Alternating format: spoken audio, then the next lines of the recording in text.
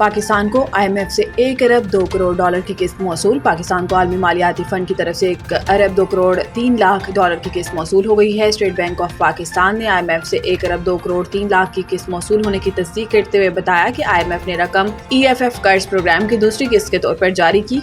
State bank के Alamy में कहा गया है कि IMF के जायजा मिशन ने पाकिस्तान की मईशत का जायजा लेने के बाद किस्त जारी करने की सिफारिश की थी। IMF के एग्जीक्यूटिव बोर्ड ने रकम जारी करने की मंजूरी 9 मई को दी थी। दूसरी किस्त की रकम 16 मई 2025 के ज़रिए मुबादला ज़खायर का हिस्सा होगी।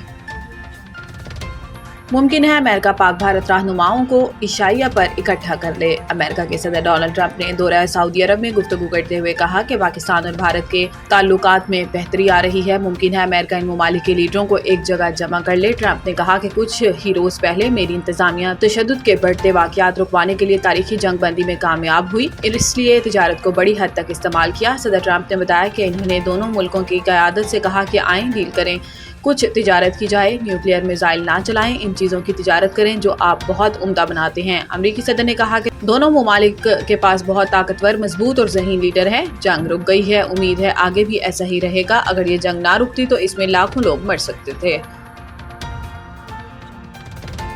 पाकिस्तान और भारत के दरमियान मौजूदा जंगबंदी नाजुक है। पाकिस्तानी सफीर रिजवान सईद शेख ने पीर को नेशनल डिफेंस यूनिवर्सिटी के वफ़द से पाकिस्तानी सफारत खाने में मुलाकात की। इस मौका पर इन्होंने हालिया पाक भारत कशीदगी पर बात करते हुए जंगबंदी के लिए बर वक्त अमरीकी मुदाखलत को सराहा। इनका कहना था कि दोनों मुल्कों के दरमियान कशीदगी में कमी आई है, ताहम इन्होंने मसला कश्मीर हल करने के लिए अमेरिका समेत बैनुल-अक़वामी बरादरी की मुसलसल मशगूलियत पर जोर दिया। रिजवान सईद शेख ने सिंताज मुआहदे के हवाले से पाकिस्तान के अज़म का अदा करते हुए एक तरफा इक़दामात के खिलाफ इंतबाह दिया जिससे इलाकाई इस्तेहकाम और ग़ज़ाई तहफ़्फ़ुज़ को ख़तरा हो।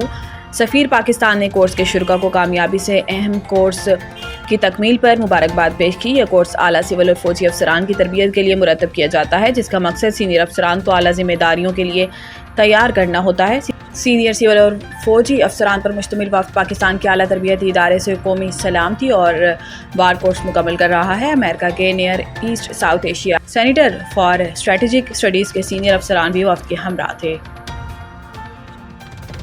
कराची के सार्फिन के लिए बिजली सस्ती करने की दरखास्त नेपरा में जमा। फ्यूल प्राइस एडजस्टमेंट से सार्फिन को 6 अरब 79 करोड़ रुपए की रिलीफ का तखमीना है।